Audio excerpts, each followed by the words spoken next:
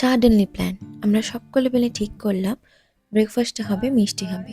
যদিও আমার প্রথমবার এখানে যাওয়া, এখানে নামি দামি সব রকমের মিষ্টি পাওয়া যায়। মানে একটা ছাদের তলায় সব রকমের মিষ্টির দোকান এখানে আছে। বাঞ্ছারাম, গাঙ্গুরাম, নবীন চন্দ্র দাসের রসগোল্লা, যেনাকে ফাদার অফ রসগোল্লা বলা হয়।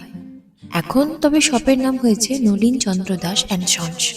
এবং অন্যান্য বিভিন্ন ধরনের মিষ্টি রয়েছে এখানে। হ্যাঁ, মিঠাইও রয়েছে, যেখানে গন্ধরাজ লেবুর দই পাওয়া যায়, কেশির দাসের মিষ্টি, বিভিন্ন ধরনের। অর্থাৎ একটা ছাদের তলায় বিভিন্ন রকমের মিষ্টির সমাগম। যারা খুব মিষ্টি প্রিয় তারা কিন্তু এখানে যেতে পারেন।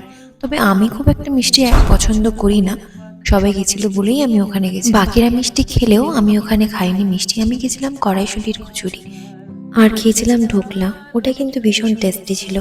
যেটা সবার আগের বলার, ওখানকার ডেকোরেশন অসম্ভব সুন্দর আর সবার বিহেভিয়ার ভীষণ ভালো।